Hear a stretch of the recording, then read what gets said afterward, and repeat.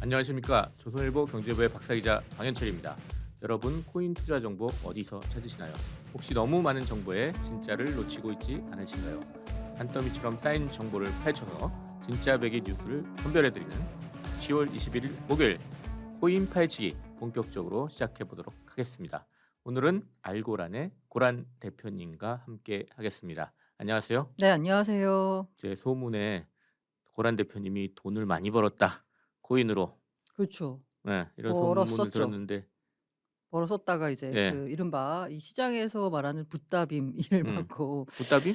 붓다빔이라고 하는 예. 게 석가탄신일 날 음. 그 이른바 그 레버리지 물량의 대량 네. 청산과 함께 이 디파이로 음. 이제 대출을 받았던 자금들이 일제히 청산당하면서 일시적으로 $30,000가 붕괴된 적이 있었어요. 네. 그걸 이제 우리 첫 붓다빔이라는 방송 네. 나왔을 때 그쵸. 그거죠. 아니 제 얘기는 그 이후로 그 이후로요? 회복을 해가지고 또 꽤 아. 벌었다 이런 아 소문을 제가 네네네. 들었는데 그게 뭐 예. 우연히 뭐 약간 운이 좋게도 당시 음. 붓다빔 때 청산을 안 당한 모 코인이 그때부터 저점 대비 한 8배 올랐나? 어이구. 네 네. 오르면서 세용지마네요, 그러니까. 뭐 세용지마까지는 아닌데 상당히 그래도 뭐 많은 도움이 됐었는데요. 음. 제가 어제 네. 엄청난 일을 또 아, 당했습니다. 또 사고가 터졌어요? 네. 어떤 사고로 터졌습니까? 제가 예. 이렇게 해서 그 제 개인 SNS 채널에다가 네. 트위터랑 그다음에 제 유튜브 채널에다가 여러분 제가 이런 일을 당했는데 음.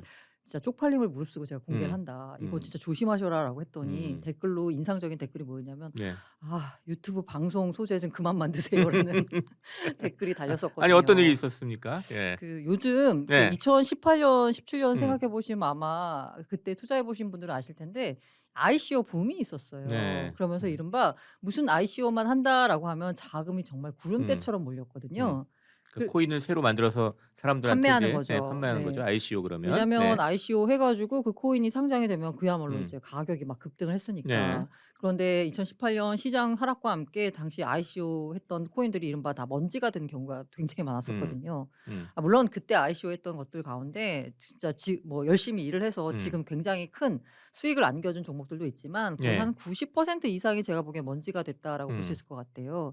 그런데 최근 들어서 시장이 화랑을 보이니까 또 나타나고 있는 게 뭐냐면 그 당시에는 ICO라고 해서 이제 무작위로 자금을 모았는데 네. 최근에는 이른바 그 토큰을 이제 어떻게 배분하느냐 이 베스팅을 굉장히 계획적으로 해서 가격을 잘 유지시키는 뭐 이런 것들을 나름대로 다 프로젝트를 이제 뭔가 개선을 한 거예요, 이른바 판매 시스템을. 그래서 이제 판매를 할 때 무작정 다 파는 게 아니라 우리 커뮤니티를 많이 알리고 우리 프로젝트에 기여한 사람들한테 일종의 화이트 리스트라고 해서요. 우선적으로 이 코인을 판매 가격에 살 수 있는 그러니까 주식으로 치자면 공모 가격에 살 수 있는 권한을 줍니다. 네. 화이트 리스트인데 이 화이트 리스트에 들기가 굉장히 쉽지가 않아요.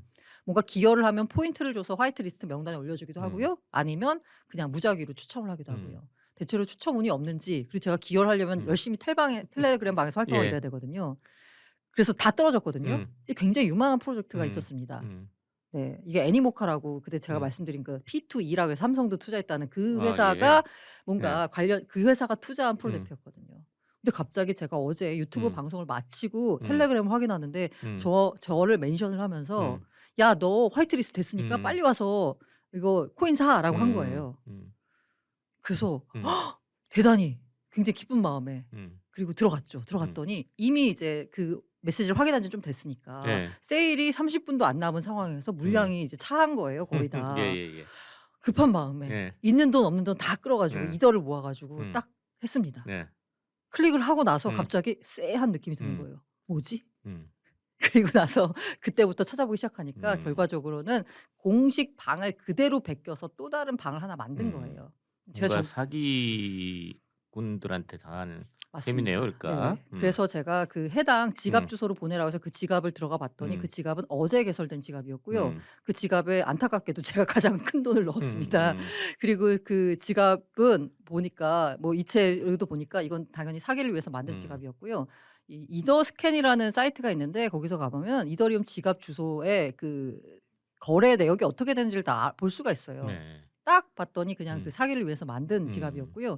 그래서 제가 거기다 코멘트를 남길 수 있거든요. 나 스캠 당했어. 이거 스캠이야. This is scam 하고 막 써놨어요. 스캠이 사기죠. 예. 네. 그리고 그러니까 그 밑에 댓글이 달리더라고요. 나도 확인해봤더니 스캠이더라. 라면서 자기 신고했다고 그 밑에 댓글이 달리더라고요. 그래서 나중에 요령을 봤더니 이렇게 뭔가 의심스러울 때는 그 주소를 가지고 꼭 이더 스캔에 가서 검색을 해봐서 이 주소가 사기 의혹이 있지 않은지를 꼭 검색하셔야 되고요. 네. 그리고 이게 최근 들어서 굉장히 사기가 난무하고 있습니다. 말씀드린 대로 대박이 가능하기 때문에 이 마음 급해서 욕심을 부리다가는 사기에 당할 수가 있거든요. 정말 조심하셔야 되고요. 제가 사기를 왜 당했는가를 곰곰이 이제 생각을 해보니까 역시 욕심이 화를 불렀습니다. 지금 이거 1위 더만 투자하면 거의 그 10배의 이익은 최소 보장된 약간 그런 느낌이었거든요. 예. 급한 마음에 서둘렀는데 욕심이 화를 부른 거였고요. 투자할 때는 다시 한번 느꼈습니다. 네. 버는 것보다 잃지 않는 게 중요하다. 예. 저희 시청자 구독자 분들한테 아주 좋은 교훈을 주시려고 일부러 그나마 아닙니다. 다행인 건 농담입니다. 그나마 예. 다행인 건 코인 가격이 올라서 예. 평가 금액으로 음. 다행히 똔똔을 맞췄다는 음. 전문 용어로. 네. 예. 저희 시청자 여러분들도 약간 사기성 있는 것들 상당히 조심해야 진짜 된다. 조심하셔야 돼요. 예. 진짜. 좀 경각심을 좀 높이시기 바랍니다. 요즘 또 그리고 안 특히나 당하려면 있습니다. 말씀하신 대로 이렇게 확인해 볼 수 맞아요. 있는 방법도 이게 있기 일종의 때문에 이제 중고나라 가면은 왜 전화번호 검색해 보면 이 음. 사람이 사기꾼 전력이 있는지 없는지 알 수 있잖아요. 예. 그런 느낌으로 꼭 확인해 보셔야 될 것 같습니다. 예. 꼭 다들 확인해 보시기 바랍니다. 자, 이제 오늘 본격적으로 좀 방송을 좀 네, 사설이 해보도록 하겠습니다. 세 가지 좀 키워드 오늘도 네. 준비해 오셨죠? 어떤 겁니까? 첫 번째 키워드 홍남기 코인 과세 문제 없다. 뒤에 물음표를 붙여야 될 텐데 네. 네, 문제 없다? 네. 약간 이런 느낌입니다. 음. 두 번째 아마 좋아하실 것 같아요. 비트코인 1억 가자를 네. 제가 어떻게 갖고 왔냐? 물음표? 네. 느낌표로 갖고 와봤습니다. 세 번째 코인 급등 수혜주 들고 와봤습니다. 예. 자, 이거 하나하나 이슈를 한번 격파해 보도록 하죠. 첫 번째 홍남기 코인 과세 문제 없다. 이거는 뭐 몇 주 전에도 좀 비슷한 얘기 네. 하셨던 것 같은데. 예. 이거 계속 얘기가 나오고 있어요. 예. 게다가 정치의 계절이라서 정치인들을 중심으로 해서 문제가 제기가 되고 있고 특히나 최근 국정감사 시즌이기 때문에 국회의원들 입장에서는 어디에서 한 번이라도 내 이름을 알려야 되잖아요. 이게 다양한 조합을 통해 가지고 이른바 그 국민들의 눈길을 끌 수 있는 뭔가 주제를 발굴해냅니다. 네. 유경준 국민의힘 의원이 발굴해낸 주제가 뭐냐면 4대 거래소한테 물었대요. 과세 시스템, 과세 인프라 잘 갖춰져 있니? 라고 했더니 세 군데가 전혀 준비가 안 돼 있다. 한 군데는 이러이러한 선제 조건을 해결해 주면은 그나마 할만하다라고 했어요. 그러다 보니까 네 군데가 사실상 준비가 안 돼 있다라고 답한 거잖아요. 사실 세금 거두려면 국세청이 그냥 걷어야 되는 거 아니에요? 왜 이 거래소가 뭘 준비를 해야 되나요? 이거 국세청에다가 음. 뭔가 이렇게 관련된 증빙 자료나 이런 걸 제출하는 게 거래소한테 있습니다. 아, 또 그런 책임이 네, 있군요. 네, 그러니까, 이게 왜 예. 그러냐면 그 전까지는 거래소가 도대체 뭐가 있는지 파악조차 안 됐는데 특근법 시행 이후에 이른바 4대 거래소를 파악할 수 있게 됐잖아요. 그러니까 이들에게는 이 약간 과세 관련된 자료를 국세청에다가 통보할 의무가 생겼습니다. 그래서 무조건 해야 돼요. 그러면 이제 자료를 통보해야 되는데 이 거래소들의 그런 문제는 네. 뭐예요, 도대체? 이 홍남기 부총리한테 그래서 유경준 의원이 물었어요. 인프라 잘 준비됐습니까? 라고 했더니 부총리가 문제 없다라고 했는데 세세하게 들여다보면 과연 문제가 없다? 라고 볼 수 있나 의문이 생기는데요. 일단 과세 대원 측은 간단합니다. 소득 있는 곳에 세금 있다. 그리고 수익은 어떻게 산정하느냐? 양도 금액, 그러니까 네. 매도 금액 빼기 비용, 취득가액을 빼면 됩니다. 간단하죠. 네, 간단해 보이는데요. 이게 주식은 괜찮아요. 근데 코인이 되니까 문제가 생기는 거예요. 코인이 거래소를 넘나들고 국경을 넘나들고 있습니다. 그러면 생기는 문제가 뭐냐면 일단 첫 번째로 네, 구체적인 문제들을 좀 한번 짚어주시죠. 첫 번째로 거래소 간에 코인이 이동이 됩니다. 음. 국내 거래소 간. 그래서 예를 들어서 제가 빗썸에서 5천만 원의 코인을 샀습니다. 네. 근데 수수료가 너무 비싼 것 같아서 빗썸으로 업비트로 옮겼습니다. 코인을. 그래서 업비트에서 1억 원에 팔았습니다. 그럼 제가 얻은 차익은 5천만 원이죠. 5천만 원. 네. 비과세 250만 원을 일단 빼고 얘기할게요. 음. 계산하기 편하게. 음. 그럼 5천만 원 곱하기 22%에서 세금을 내면 됩니다. 네. 그런데 업비트 입장에서는 고란이라는 사람이 얼마의 비트코인을 취득했는지 알 길이 없어요. 빗썸에서 날라온 거니까. 네. 예. 그래서 빗썸에서 이거를 빗썸한테 야 고란이 그 비트코인 얼마에 샀니? 라고 물어보면 빗썸이 얼마에 샀어? 라고 알려줘야 되잖아요. 근데 이게 지금 현재 개인정보 보호 문제 때문에 알려줘서는 안 됩니다. 그렇기 때문에 이 개인정보를 서로 공유할 수 있다라는 그런 시스템이 갖춰져야 되는 거예요. 예. 이렇게 문제 제기를 했더니 기재부 입장은 그거 우리가 준비할게. 이렇게 된 겁니다. 이거는 준비하면 돼요. 네. 뭐 국내 음. 일이니까 네. 뭐 기재부에서 뭐 음. 이렇게 조정을 하면 음. 되겠죠. 예. 두 번째가 진짜 문제입니다. 음. 근데 만약에요. 제가 바이낸스에 있던 코인을 업비트로 옮겼어요. 네. 그러면 취득 가액이 얼마지?라고 했을 음. 때 바이낸스에 물어보면 바이낸스가 답을 해 주나요? 음. 안 해 주죠. 네. 바이낸스는 우리나라 과세 관할 밖에 있는 곳이라서 알 음. 길이 없습니다. 게다가 개인 지갑에서 왔을 때 이 개인 지갑에서 그걸 얼마에 산 거지라고 입증하려면 이건 다 개인이 입증해야 되는 음. 거예요. 그런데 문제가 뭐냐면 개인이 입증해야 되는데 이 개인이 입증했을 때 입증할 수 있는 증빙 관련 자료라고 하는 건 사실 뭐가 있을까요? 스냅샷 같은 거거든요. 찍어야 말이 되나? 예. 말이 스냅샷이지 네. 그냥 캡처 뜨는 거거든요. 음. 그럼 이 캡처 뜬 것에 그것도 대해서 조작할 수도 있잖아요. 맞아요. 네. 그러면 그걸 과연 과세 당국이 인정을 해 줄까에 대해서 약간 의문입니다. 그래서 이제 그 거래소한테 물어봤어요. 그래서 "이러한 경우 어떻게 할 거니?"라고 했더니 그 두 군데가 네 곳 중에 두 군데가 "취득 가액 알 수 없기 때문에 우리는 비용을 0원으로 할 거야."라고 했어요. 그럼 제가 아까 1억에 팔았다라고 했잖아요. 간단히 말해서 제가 얻은 차익을 거래소는 1억으로 보고 1억 곱하기 22%에서 세금을 물리겠다라는 겁니다. 이러면 투자 입장에서는 아니 뭐 국내 거래소랑 왜 거래합니까? 그러면? 예. 엄청 억울하죠. 예. 예. 국내 거래소랑 예. 거래할 수밖에 없죠. 아 원화로 네. 또 네. 이제 환산해야 찾으려면 국내 되니까. 거래소로 또 거래를 해야 되군요. 네. 해야 되니까요. 예. 그리고 취득가액 계산 음. 이게 이제 좀 어려운데 그 일단 기준은 뭐냐면 2021년 12월 31일 자정 기준으로 해서 의제 설정 가격이라고 해서 그때 기준 가격으로 샀다 치자라는 걸 하는 거예요. 만약에 내가 코인을 샀는데 싸게 사서 다행히 그 마지막 날 12월 31일 기점으로 봤을 때 코인 가격이 올랐을 때는 의제 설정 가액으로 하면 뭐 유리합니다. 괜찮습니다. 근데 문제는 뭐냐면 하필 안 오르는 코인을 사 가지고 제가 훨씬 더 비싸게 주고 산 거예요. 근데 이 비싸게 주고 산 게 하필이면 지금 그때 특근법 때문에 문을 닫은 거래소에서 샀어 제가.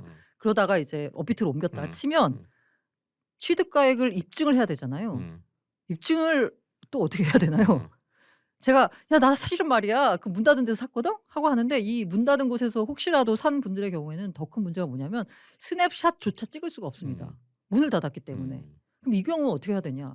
결국 투자자가 그냥 손해를 감수하는 수밖에 없어요. 네 번째가 비거주자 문제인데 이거 비거주자는 확인이 어렵습니다. 이게 어쨌든 세금을 할 때는 내국인이냐 외국인이냐가 아니라 거주자냐 비거주자로 분류를 하고 있는데 거래소 입장에서는 이거 우리가 구분할 수 없다. 근데 만약에 비거주자일 경우에는 거래소가 원천징수 의무가 있습니다. 아예 만약에 예를 들어서 1,000만 원을 내주는데 세금을 22% 떼야 된다라고 하면 떼고 줘야 돼요. 줘야 되는 거죠. 근데 출금할 때. 이 사람이 내국인인데 알고 봤더니 비거주자예요. 그러면 거래소 입장에서는 안 떼고 줬잖아요. 그럼 이거 거래소가 이른바 독박을 씁니다. 자기들이 물어줘야 되는 상황인 거예요. 그러다 보니까 이것도 곤란하다. 예. 그 밖에 비상장 코인 시세는 어떻게 처리할 거냐? 음. 대체불가 토큰, 이 NFT 있잖아요. 이거는 도대체 그러면 가격을 어떻게 할 거냐? 여러 가지 복잡한 문제가 많이 있네요. 많이 있습니다. 그래도 일단 홍남기 하겠다. 부총리는 음. 코인 과세 음. 문제 없고 네. 1월 1일 날 시작한다. 네. 예. 일단 현재까지는 네, 그렇다. 지금 입장은 이거군요. 단호한데요. 요거 예. 바뀔지 안 바뀔지 한번 음. 지켜보셔야 될 것 같습니다. 예. 이렇게 해서 첫 번째 키워드 음. 홍남기 코인 과세 문제 없다. 음. 얘기를 해봤습니다. 두 번째로 넘어가 보도록 하죠. 이 비트코인 가격이 강세를 보이고 있어요 지금. 뭐 거의 뭐 축제 분위기죠. 이 강세 이유가 이제 뭐 여러 가지가 있을 텐데 어떤 걸 좀 준비를 해오셨나요? 뭐 강세 여러 이유로? 가지 이유라고 하지만 모두들 이구동성으로 말하는 건 음. 비트코인 ETF가 나왔다. 네. 비록 선물 ETF이긴 하지만 어쨌든 제도권으로 인정을 받는 계기가 됐다라는 측면에서요. 굉장한 호재로 인식하고 있습니다. 실제로 네. 놀라운 게 뭐냐면요. 음. 캐나다에서 현물 ETF예요. 네. 현물 비트코인 ETF가 2월에 나왔거든요. 네. 근데 그때 나왔을 때 그 자산 그 ETF의 자산을 1조 모으는데 한 달이 걸렸습니다. 근데 그것도 굉장히 빠른 속도로 모아서 비트코인에 대한 수요가 이렇게 많았구나라고 인식할 수 있었는데 그 어제 나왔던 프로쉐어 비트코인 선물 ETF 이 비토 같은 경우에는 단 이틀 만에 자산을 1조를 모았습니다. 이 정도로 인기가 많고요. 첫날, 둘째 날 모두 거래량이 1조를 돌파했습니다. ETF의 첫날 거래량으로는요. 역대 두 번째로 많았습니다. 네. 그만큼 인기가 많다는 거예요. 제가 들어보니까 한국 분들도 많이 산다고 그러던데요. 저는 약간 이해가 안 되는 게 네. 그냥 대표님은 안 사셨어요? 그냥 업비트 가서 사면 되지 뭐하러 이걸 사느냐라고 의문을 제기할 수밖에 없는 게 이게 네. 거래 비용이 많이 들어요. 그럼 그냥 국내에서 사는 게 낫습니다. 네. 그냥 개인 투자자 국내에서 입장에서는. 비트코인을 사는 게 낫다. 네, 개인 투자하려면, 입장에서는. 개인 네. 투자자는. 근데 기관 하여튼 네. 여기에 또 이렇게 이렇게 투자하는 분들이 상당히 많네요. 맞아요, 그러니까. 맞아요. 예. 음. 그러니까 첫날 그 5대 증권사 기준으로 한 140억 정도 거래량이 나왔다라고 해요. 음. 이게 이제 매수 매도를 한 건지 아니면 매수해서 그냥 쌓아둔 건지 모르겠지만 음. 국내 투자자들 역시 서학개미 분들도 관심이 음. 많았다라고 알 수 있습니다. 음. 그래서 뭐 이런 비슷한 ETF들을 음. 미국에서 좀 많이 준비한다는 얘기가 있어요. 네. 인기가 있으니까 아무래도. 예, 예. 그쵸. 게다가 SEC가 현물은 안 해줬지만 음. 선물은 해줬잖아요. 네. 그러면 그 선물 ETF를 허용을 해줬을 때 그 논리가 있을 거 음. 아니에요. 투자자 보호를 그렇게 강조하는 게리 겐슬러 위원장이. 음. 그러면 왜 하필 프로쉐어즈만 해줘요? 음. 아니죠. 다른 데도 다 해줘야 되잖아요. 음. 똑같은 논리면. 게다가 미국이 중요하게 생각하는 게 소비자 후생이잖아요. 네. 한 군데만 있으면은 수수료를 얘네가 프로쉐어즈가 음. 0.95% 상당히 받습니다. 높더라고요. 네. 이게 기존에 그레이스케일 비트코인 신탁이 2% 받은 거에 음. 비하면 수수료가 싸요. 음. 반값이에요. 하지만 근데 ETF로 맞아요. 비교하면 비싸잖아요. 예. 그게 왜? 지금 혼자 음. 있으니까. 음. 그러니까 SEC 입장에서도 다른 여러 비슷한 경쟁하는 ETF가 나와야지 아마 얘네가 수수료를 내릴 거예요. 그렇기 때문에 허가를 해줬습니다. 해줄 거다라고 했었는데 어제까지 해줄 거다였는데 어제 많이 해줬어요. 음. 발키리와 반액 ETF가 음. 조만간 시장에 나옵니다. 예. 근데 여기도 역시나 선물이긴 합니다. 비트코인 선물은 제가 그 아침 방송에도 얘기했지만 네, 이건 저도 들었습니다. 2017년에 시카고 상품 거래소에 이미 상장이 돼 있는 맞아요. 상품이죠. 그걸 가지고 그거에 네, 이제 투자를 하는 건데 그렇죠. ETF니까 더 쉽게 음, 소액으로 투자할 수 있다. 맞습니다. 뭐 이런 이점이 있다. 네네네. 이렇게 보면 되겠습니다. 네네. 그러니까 예. 그래가지고 이제 시장에 상당히 그 비트코인 가격에 대한 전망이 상당히 좋게 좀 나오고 있는데 어떤 얘기들이 좀 나오죠? 지금 제가 원래 그 우리 방 박사님도 기자였으니까 기사를 쓸 때 항상 이쪽이 있고 이쪽도 있어라면서 네. 균형을 잡아야 된다라고 하잖아요. 지금 시장에서는 너무 장밋빛 전망이 많습니다. 거의 대부분이에요. 좀 안 좋은 시각, 조심해야 된다는 시각을 찾으려면 굉장히 열심히 찾아봐야 될 정도인데 장밋빛 시각만 놓고 보자면 일단은 뭐 폴 투더 존스 유명한 헤지펀드 매니저인데 네. 암호화폐가 금보다 나은 인플레 해지 수단이다라고 얘기하면서 비트코인에 대해서 이제 아주 전망을 밝게 봤고요. 네. 그다음에 그레이스케일 모회사가 그 10억 달러 상당의 GBTC라는 그레이스케일 신탁을 매수하겠다라고 했어요. 이 얘기는 네. 뭐냐면 비트코인 앞으로 오를 것 같으니까 더 음. 산다라는 거거든요.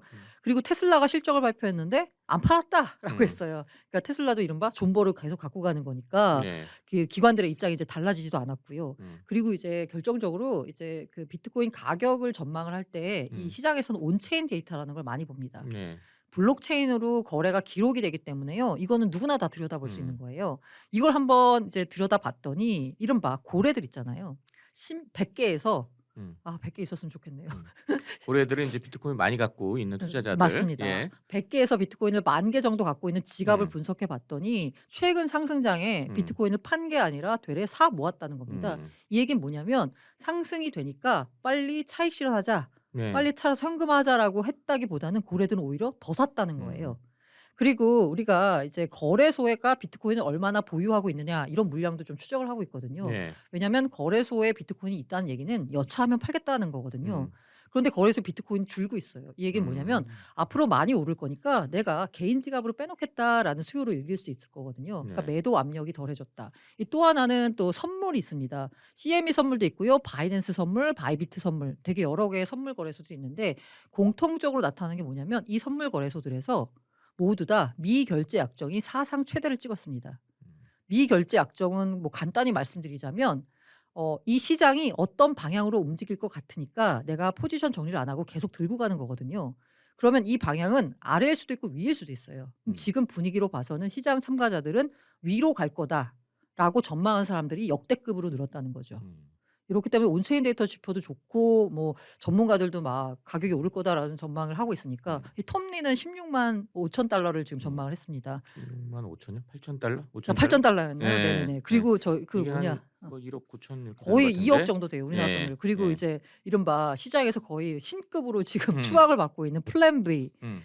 전망대로 10월 달에 6만 3천 달러를 이상 갈 이미 거다라고 했거든요. 넘었는데요? 6만 6천 달러 맞아요. 이렇게 됐는데요? 근데 네. 11월에 예상한 가격은 9만 3천 정도가 돼요. 진짜 되는 거 아니야? 그리고 12월이 13만 5천입니다. 135만 달러. 네. 135만 달러 맞나? 13만 5천 달러. 네네네. 네. 그래서 다들 기대하고 있습니다. 그래서 제목을 1억 가져야 이렇게 네네네. 뽑아오셨군요. 근데 그렇습니다. 부정적인 게 없다고 하셨는데 아니, 제가 부정적인 거 보니까 찾아봐야죠. 있었어요. 그래서 네네. 2017년에 그 비트코인 선물 음. 상장한 다음에 가격이 폭락했잖아요. 음. 그런 게 지금도 나타날 수 있다. 뭐 예, 이렇게 맞아요. 얘기하는 사람들도 있더라고요. 게다가 네. 우려하고 있는 게 뭐냐면 음. 프로쉐어즈 ETF가 나왔잖아요. 그럼 음. ETF에 대한 옵션 상품이 또 나왔습니다. 음. 이른바 파생의 파생이 나오는 건데 음. 옵션 아시다시피 콜 할 수도 있고요. 풋 할 수도 있잖아요. 네. 그러니까 매도 쪽에다가 베팅을 할 수 있는 수단이 또 생긴 거잖아요. 굉장히 쉽게. 그렇기 때문에 이 기관 자금들이 이제 매도 쪽에다가 아, 이거 너무 비싼 거 아니야라고 매도 쪽에다가 풋 옵션 쪽으로 많이 이제 베팅을 하게 되면 2017년 12월과 같은 상황이 나올 수도 음. 있다라는 우려가 나오고 있는데 그게 시장에 대비하기 전에는 두 가지 의견이 굉장히 비슷비슷한 비등비등했어요. 네. 근데 대비 성과가 너무 좋으니까 음. 조심해야지라고 하는 목소리가 좀 작아진 건 음. 사실입니다. 하여튼 뭐 음. 앞으로 좀 비트코인 가격 음. 추이 좀 음. 잘 지켜봐야 할 것 하지만 같습니다. 이렇게 모두 네. 다 축제 분위기일 때가 진짜 조심해야 될 때가 아닌가라는 생각은 예. 들어요. 예. 이렇게 두 번째 이슈까지 얘기를 해봤고요. 세 번째로 한번 넘어가 보죠. 세 번째는 코인 급등 수혜주입니다. 네네. 예. 코인 못 사면 이제 수혜받는 주식을 사라. 뭐 이런 얘기인가요? 그게 못 사면이 아니라 음. 못 사면이라고 해야 되나? 안 사면이라고 해야 되나? 음. 이 아직까지도 이렇게 마음을 못 여신 분들이 네. 있으세요. 예. 야, 내가 도저히 코인 투자 못 하겠다. 음. 저게 무슨 가치가 음. 있냐라는 분들이 있는데 시장 분위기가 너무 가는 거죠. 음. 그러다 보니까 시장 분위기 이게 분명히 테마인데 내가 차마 코인 투자 못 하겠고 그럼 뭐죠? 이 비트코인과 연계돼서 이 코인 급등의 수혜를 받을 수 있는 주식 그런 블록체인 기업에 실제 투자하는 게 맞을 것 주식시장에 같아요. 상장돼 있는 맞습니다. 그런 기업들을 네. 한번 살펴보자. 뭐 이런 그렇죠. 얘기네요. 그래서 스티브 무누신 전 미국 재무부 장관 역시 지금 현재 최근 인터뷰에서 암호화폐가 아닌 블록체인 기업에 투자하고 있다라고 말했습니다. 이 사실 현직에 계실 때 코인에 대해서 그닥 긍정적이지 않으셨던 네. 분이셨거든요.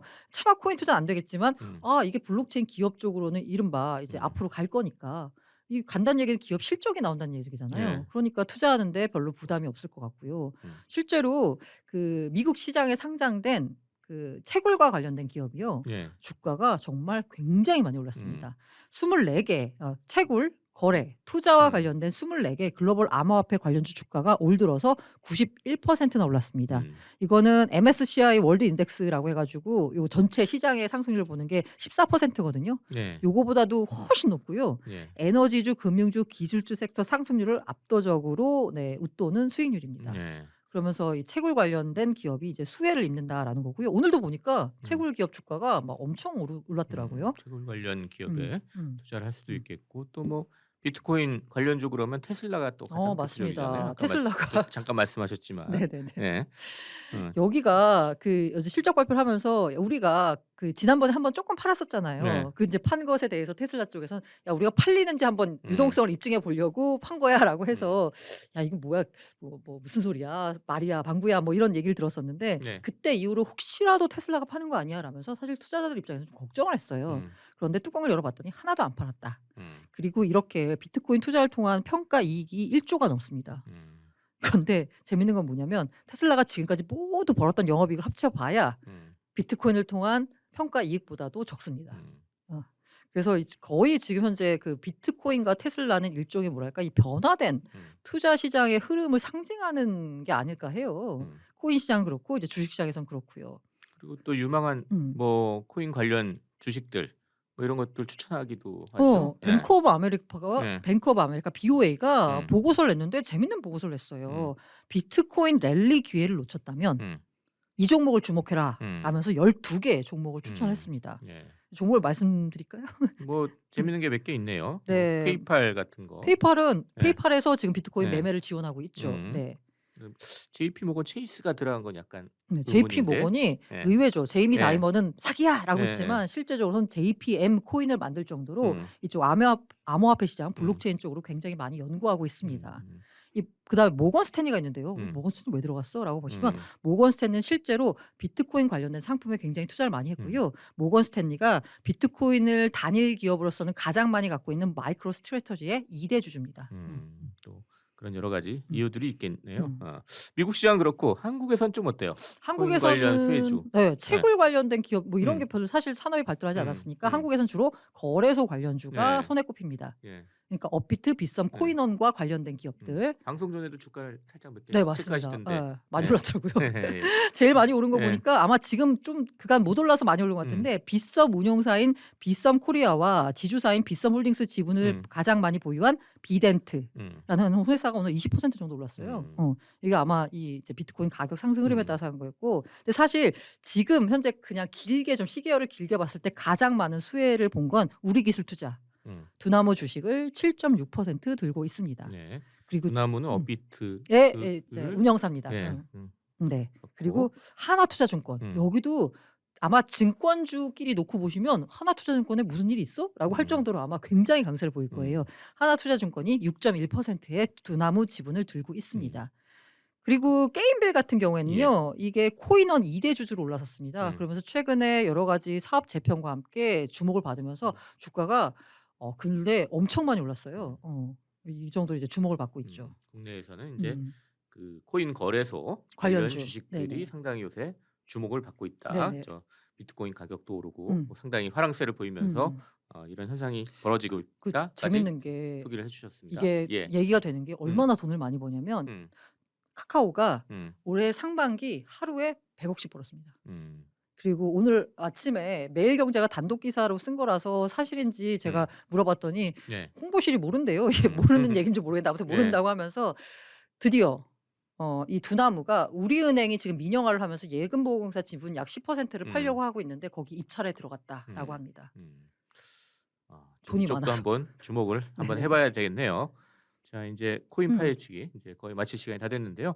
마지막으로 마무리 좀 해주시죠. 네. 제가 큰 깨달음을 얻었습니다. 음. 욕심은 화를 부른다와 플러스 투자 관련돼서는 이거 정말 중요합니다. 버는 것보다 잃지 않는 게 중요하다. 네. 주식 투자도 마찬가지인데 맞아. 버는 것보다 잃지 않는 게 중요하다. 예, 좋은 교훈 오늘 제가 뼈를 말씀해 맞으면서 주셨습니다. 네, 예. 드린 말씀입니다. 유튜브 조선일보 머니 채널에서는 매주 목요일 코인 시장의 이슈와 동향을 생생하게 전달합니다. 채널 구독은 물론 알람 설정까지 해두셔서 알찬 정보 놓치지 마시길 바랍니다. 지금까지 함께해 주신 알고란의 고란 대표, 그리고 저는 조선일보 경제부의 박사기자 방현철이었습니다. 오늘 코인 파헤치기 이렇게 마무리하도록 하겠습니다. 감사합니다.